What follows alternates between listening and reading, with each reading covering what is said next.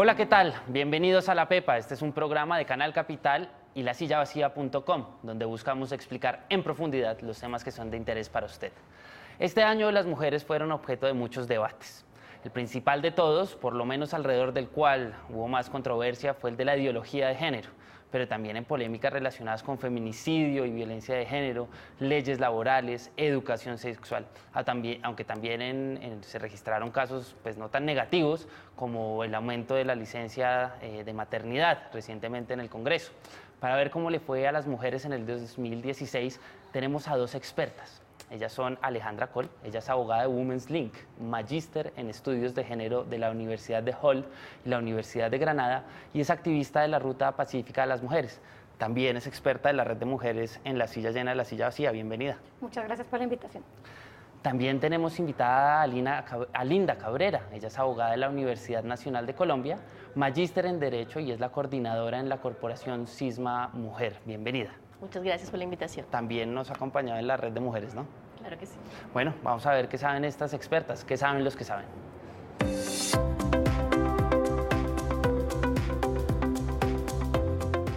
Alejandra, ¿cómo le fue a las mujeres en el 2016? Bueno, Eduardo, esto fue un año de avances y retrocesos en los derechos de las mujeres. Este es un tema muy amplio, podríamos hablar de muchas cosas si hablamos de derechos de las mujeres, pero básicamente te lo puedo resumir en tres temas que nos permiten ver el panorama de una manera clara. Por ejemplo, en el tema de salud, tuvimos un avance y es que la Corte Constitucional, por ejemplo, a principios de este año dejó claro que todas las mujeres víctimas de violencia sexual tenían el derecho a ser atendidas de forma gratuita e integral en los servicios de salud. Eso fue un avance. El reto fue lograr que las mujeres no tuvieran obstáculos para obtener esa atención en salud. En el tema, por ejemplo, de víctimas del conflicto, un gran avance fue que el acuerdo que se logró entre el gobierno y las FARC contempló un enfoque de género, contempló las necesidades de las mujeres. El reto es una aplicación concreta.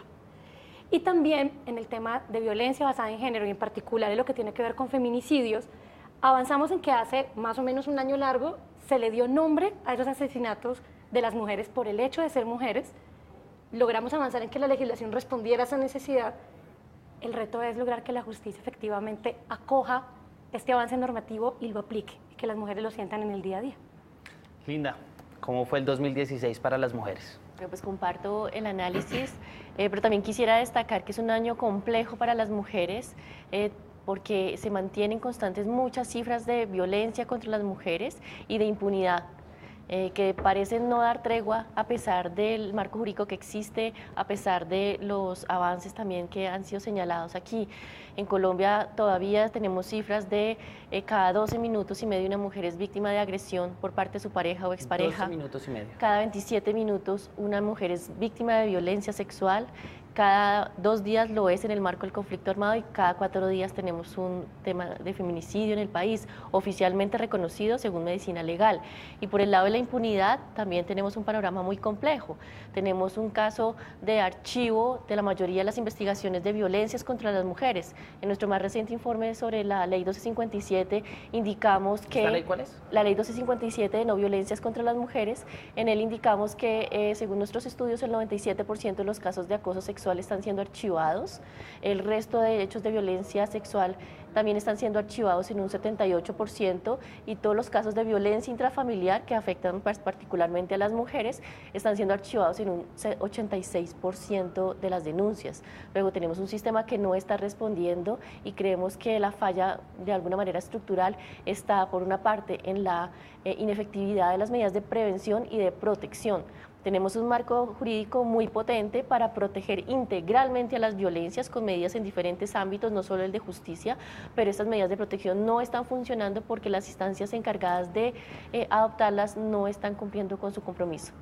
Usted hablaba de 3 logros y en cada uno de esos logros dice el reto es la aplicación.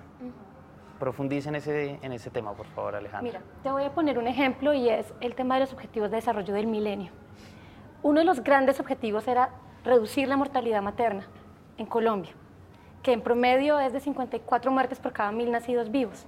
Nos habíamos comprometido con Naciones Unidas y en general con el mundo a reducir esto y no lo logramos.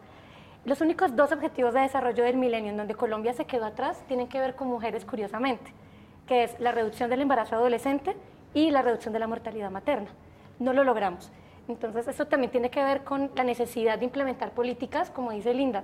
Tenemos unas políticas y un marco normativo amplio, importante, pero es necesario aterrizarlo en políticas públicas que en la práctica beneficien a las mujeres y le cambien su vida. Hay muchas leyes, o bueno, leyes por lo menos muy robustas que protegen a las mujeres, la violencia, acceso a política, privilegios de, pues digamos, compensación de una diferencia histórica. Pero ¿por qué es tan difícil, como decía Alejandra, aterrizarla? ¿Por qué en este año tampoco logramos aterrizarla? Nosotros creemos que es un tema de permanencia de los estereotipos y de los prejuicios contra las mujeres. Hemos cometido un error muy grande como sociedad y es considerar que las leyes de mujeres dependen de la sensibilización de las autoridades y creo que las leyes, como cualquier otra ley, dependen es de que se cumpla la ley que está vigente como está, gústele o disgústele a las autoridades. Yo creo que las autoridades no están preparadas, hay muchos estereotipos de discriminación y violencias permanentes en el ejercicio de sus funciones y no quieren, realmente no tienen la voluntad política ni jurídica para aplicar las normas. Creo que hay una resistencia cultural de las autoridades a aplicar las leyes de las mujeres. Bueno, vamos a ver qué preguntan en la calle.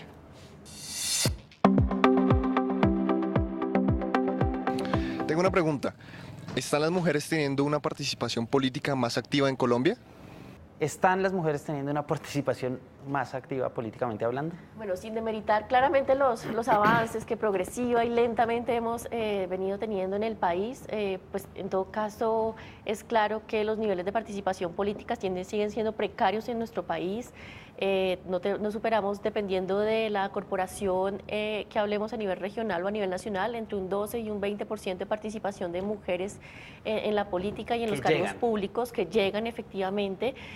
Tenemos un balance muy negativo de la participación de las mujeres en las elecciones populares, en la inclusión en los listados de elección popular, que solo se les incluye simplemente por cumplir un requisito, pero que realmente no hay una apuesta de ninguno de los partidos, sea la tendencia que sea, por realmente posicionar el liderazgo y la participación de las mujeres. Este año se posicionaron corporaciones locales. ¿Cómo estamos en ese término político? Digamos, ¿usted cómo lo ve más allá de las cifras?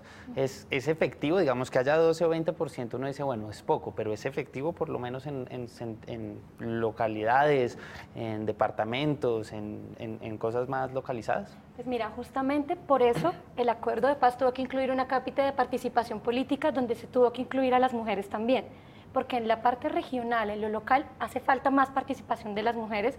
Colombia desde 2002 tiene una ley de cuotas que obliga a los entes públicos a tener por lo menos un 30% de mujeres dentro de su planta de personal y esto no siempre se cumple. Hace falta una participación más efectiva de las mujeres, fortalecerla, y uno de los objetivos también de este acuerdo de paz que se acaba de firmar y que en este momento el Congreso está en proceso de ratificar, es justamente lograr que las mujeres, sobre todo las mujeres campesinas y rurales que menos acceso han tenido a la política, puedan tenerlo actualmente, puedan llegar allá. Ya que mencionó el proceso de paz, eso estuvo en medio de una gran polémica, de una cosa que apareció un poco de la nada, por lo menos yo no lo había oído, no sé si ustedes, que fue este término de la ideología de género. ¿De dónde viene este término de ideología de género? Pues para nosotros el tema de la ideología de género es un debate que instrumentalizó el enfoque de género en el marco de la campaña electoral por el plebiscito, que realmente es un término contradictorio porque ideología es la ideología patriarcal, no ideología de género, realmente es un poco contradictorio. Nosotras creemos que se instrumentalizó el tema de género en los acuerdos de paz simplemente para ganar unas elecciones, para generar miedo en la población, porque lo usaron tanto los líderes políticos del no como los líderes también del no, pero más asociados a estas tendencias religiosas familistas, pues que dan debates a nivel nacional en cualquier escenario público. Ahora fue el acuerdo de paz, pero este mismo debate lo han llevado a la Corte y no han ganado, lo han llevado al Congreso y no lo han ganado, y entonces pues es un debate, digamos, permanente con estos sectores. ¿Pero usted sabe dónde salió esta idea?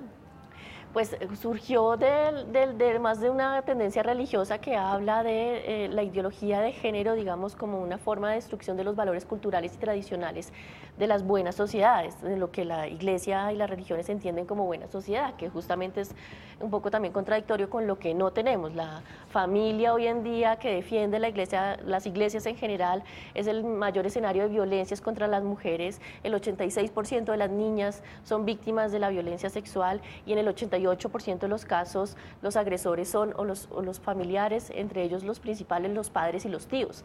Entonces, esto no lo decimos las feministas, lo dice medicina legal, o sea, el Estado. Entonces, ¿cuál es el modelo de familia tradicional y cuál es el modelo de sociedad que estamos defendiendo a través de esos conceptos? Alejandra, ¿usted cómo vio esta cosa de la ideología de género? Usted escribió varios artículos en la red de mujeres sobre eso, pero resúmanoslos acá brevemente. El enfoque de género, que es lo que realmente existe, lo que busca es mirar un problema analizando cómo afecta particularmente a las mujeres. Nada más que eso.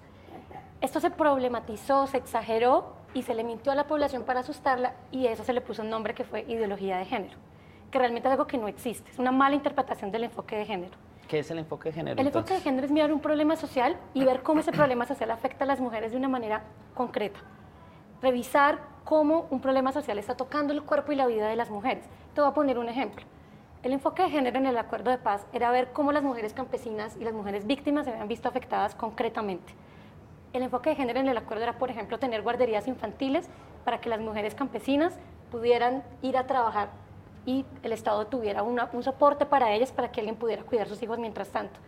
Se le mintió a la gente, se tergiversó esto para decirles que el enfoque de género era otra cosa, que realmente no es. El enfoque de género no le quita derechos a nadie, no pone en riesgo los derechos de nadie, no discute el modelo de familia, solo reconoce una realidad. Mira, hace un par de días, Profamilia presentó su encuesta nacional de demografía en salud de 2015, que fue bastante reveladora sobre cuáles son los modelos de familia que están imperando hoy en Colombia. Me impresionó mucho el de madres solteras, por ejemplo. Hogares unipersonales y hogares con jefatura femenina. Es una realidad que el país tiene que reconocer y tiene que empezar a abrazar. Nuestros hogares ya no son los hogares de los 60s y los 70s. La cosa ha cambiado y es necesario también que las leyes, las políticas públicas, no importa de qué naturaleza, pues recojan eso y regulen sobre la base de la realidad. Quiero volver al proceso de paz. ¿Qué ganaron las mujeres en lo acordado? Pues mira, yo también creo que en esto hay que incluir varios temas porque creo que de una parte hay que ver que en efecto hay avances, tanto en la primera versión del acuerdo como en la segunda, las organizaciones de mujeres logramos avances muy importantes en el acuerdo.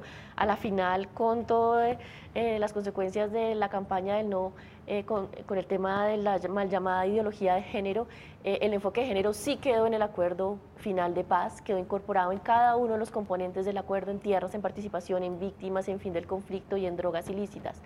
Es decir, sí hubo unas ganancias muy importantes para las mujeres víctimas y para las mujeres en general, porque un poco la apuesta de las mujeres era no solo medidas para las mujeres víctimas, sino también para las mujeres en general en el país para transformar los patrones socioculturales de discriminación.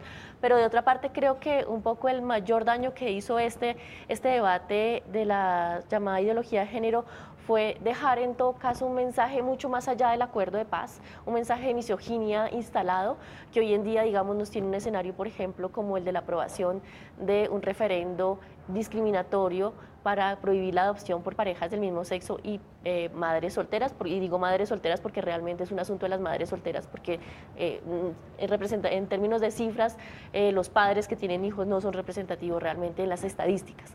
Entonces, creo que el mensaje que queda es mucho más de largo alcance para las instituciones, para la sociedad y de mucha tolerancia frente a casos, por ejemplo, incluyendo el recientemente caso de la niña violada, asesinada y pues torturada por este agresor.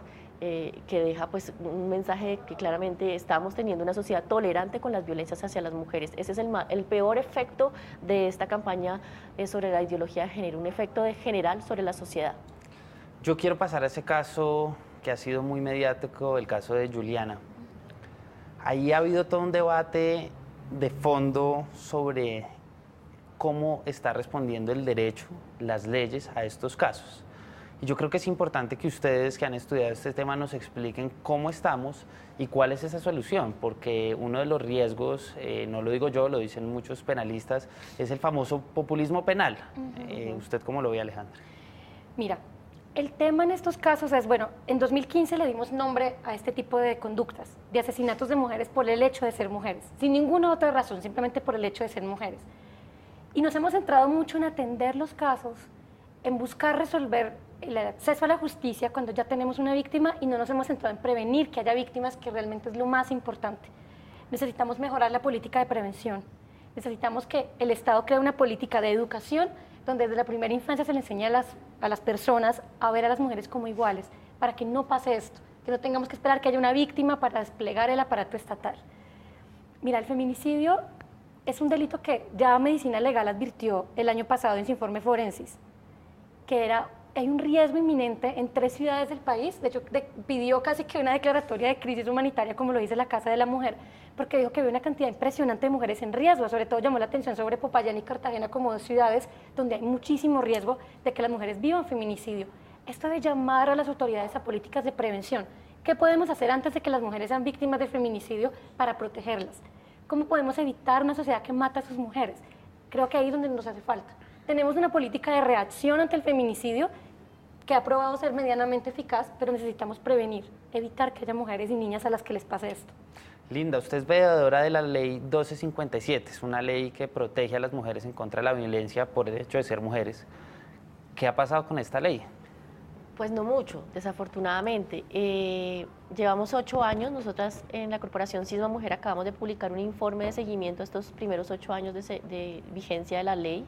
Es el marco jurídico, como tú dices, más robusto porque tiene una forma de intervención integral de las violencias, no solo con un modelo de intervención penal, sino con medidas de atención en salud para las mujeres que hoy en día no están funcionando. Las mujeres que son víctimas de violencia necesitan atención psicológica, física, necesitan medidas de alojamiento, alimentación, transporte que están a cargo del Ministerio de Salud y que a la fecha no han sido cumplidas por el Ministerio de Salud porque considera que no es su competencia hacerlo a pesar de que la ley se lo ordena. También prevé medidas de atención en trabajo, por ejemplo, la contratación de mujeres víctimas de violencias y en contraprestación a esto, quien contrate a una mujer tiene el derecho en el siguiente año gravable de tener un descuento tributario de hasta el 200% de la inversión que se hizo en el contrato laboral de la mujer. A la fecha solo un contribuyente ha accedido a este beneficio, es decir, solo una persona ha... Y seguro no es el único que contrata mujeres. Exacto, pues no lo han contratado y pues, no ha funcionado esta medida. Y el Ministerio de Trabajo se ha dedicado a hacer diagnósticos y realmente no ha hecho un trabajo eficaz para difundir esta medida, para implementarla a través de los empresarios que podrían ser, digamos, parte importante en la consolidación de esta política integral de intervención. En el tema de educación que ustedes mencionaban justamente desde el 2008, el Ministerio de Educación tiene la obligación de modificar los proyectos educativos institucionales, de incorporar cátedras de no violencias hacia las mujeres y de reformar los manuales de convivencia y demás. Ninguna de estas normas, a pesar de los escándalos mediáticos que se han suscitado en los últimos tiempos, ninguna de estas normas el Ministerio la ha cumplido. El Ministerio de Educación no tiene conocimiento de que existe la Ley 1257. Es el peor, digamos, ministerio valorado en este informe porque realmente no tiene ningún resultado. ¿Cómo valoran eso? Ellos realmente cuando les hemos consultado y les hemos preguntado, siempre nos responden con base en otra norma, con la ley 1620, que es muy importante, pero que aborda otra problemática. Esta es la ley del anti-bullying, de la violencia escolar, que es muy importante, pero digamos es otra problemática social. Entonces, si yo le pregunto por la ley 1257 y me responde con la ley 1620, claramente no está dando una respuesta. Y así sucesivamente los diferentes sectores y el sector justicia, como les mencionaban inicialmente, pues tampoco hay resultados en términos de acceso a la justicia. Luego quiere decir que este modelo de intervención integral no está funcionando y que realmente está en mora de que el Estado se tome en serio la política efectiva para atender y sancionar las violencias contra las mujeres. Alejandra y Linda, vamos a ver cuál es la pepa de este asunto.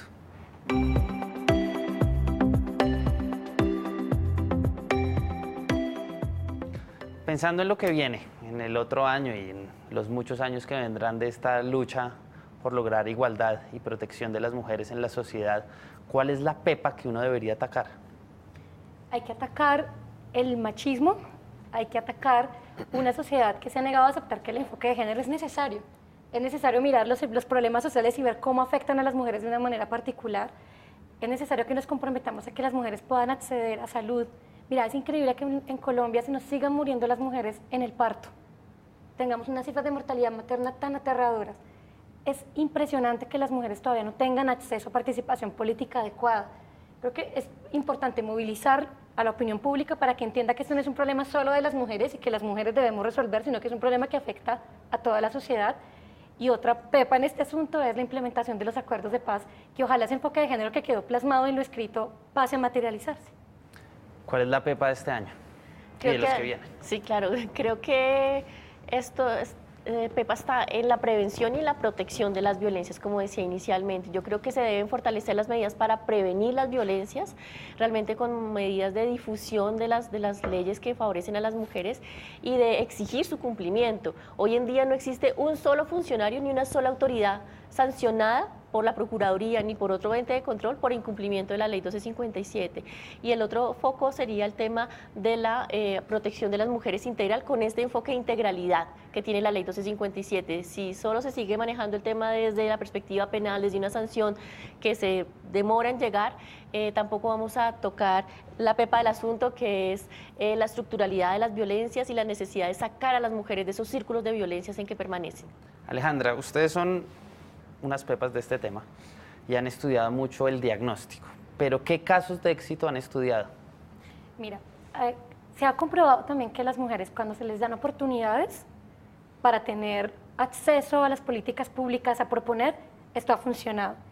Hay políticas en materia rural que han funcionado bastante bien cuando se ha permitido la participación de las mujeres y que ellas propongan qué tipo de proyectos productivos les convienen y quieren ellas ejecutar. Otro caso de éxito también ha sido, por ejemplo, lo que pasó con el proceso de paz, en donde se permitió la participación de las mujeres para que ellas propusieran qué debe ir en el acuerdo de paz para el enfoque de género. Las mujeres tuvieron una participación claramente activa. Desde la organización en la que yo trabajo, Women's Link, también hicimos propuestas, la organización en la que trabaja Linda también, y eso fue un caso que yo creo que es de profundo éxito porque el enfoque de género, como decía Linda, quedó en el acuerdo. Entonces sí hay avances, hay cosas que están allí, que es necesario empezar a ejecutar y a materializar. Si uno tuviera que replicar esos casos, ¿cuáles serían y cómo sería para replicarlos, Linda? Las experiencias exitosas del movimiento de mujeres creo que se van a seguir replicando por generación espontánea. Somos un movimiento muy potente, muy fuerte, muy sólido a nivel nacional. Lo que nos proponemos lo cumplimos. Tenemos una capacidad de trabajo articulado frente al Estado. Cada vez que representamos a las mujeres también tenemos éxitos muy importantes y por eso reivindicamos la ley 1257. Nosotras, cuando logramos en casos concretos que se aplique la ley, salvamos vidas a través de esa ley, se protegen a las mujeres y se previenen realmente feminicidios. O sea, realmente el trabajo de las organizaciones creo que es muy importante cuidarlo, mantenerlo, apoyarlo, como lo dice el Acuerdo de Paz. También está previsto eso, que se consolide y que se fomente el proceso organizativo de las mujeres, y creo que esa es la ruta para mantener los avances y para consolidar, digamos, un escenario de no violencias hacia las mujeres en el país. La pepa también es una cosa cultural, ¿o no, Alejandra? También empezar con la educación, que creo que es básico. Por eso también es tan peligroso estos movimientos que, por ejemplo, buscan restringir la educación sexual. Por eso es tan peligroso confundir el enfoque de género con otras cosas. Realmente es muy importante tener en cuenta las mujeres en una situación en la sociedad donde necesitan, primero, políticas públicas, pero también que esas políticas públicas pasen a la vida. ¿Y cómo se hace también? Convenciendo a la gente, como lo decía hace un rato, de que esto es un problema que afecta a todo el mundo. Si tú empoderas a una mujer, no solamente la estás empoderando a ella, estás empoderando a su entorno. Y creo que eso es muy importante. Para el 2017 yo creo que uno de los grandes retos es que, más allá de endurecer penas o crear más normas, empecemos a aplicar bien las que ya tenemos. Y vuelvo y te digo, es súper importante, por ejemplo, lo que hizo Profamilia y el Ministerio de Salud con este diagnóstico de la Encuesta Nacional de Demografía y Salud, para saber en qué lugar estamos las mujeres y ver cómo nos movemos de ese lugar hacia un lugar donde haya plena garantía de derechos y podamos ejercerlos. Prometo volverlas a invitar para evaluar estos temas el otro año. Las dos expertas de la Red de Mujeres en la Silla Llena, Alejandra y Linda, muchas gracias por aceptar esta invitación. Gracias. Y a todos ustedes, hasta aquí llega este programa. Recuerden que La Pepa es un espacio en alianza de Canal Capital y lasillavacía.com. También pueden escribirnos a @lasillavacía y @Canal Capital en Twitter con el hashtag o numeral La Pepa, y cuéntenos qué tema le gustaría que le echáramos pepa la próxima semana en un próximo capítulo. Hasta la próxima. Chao.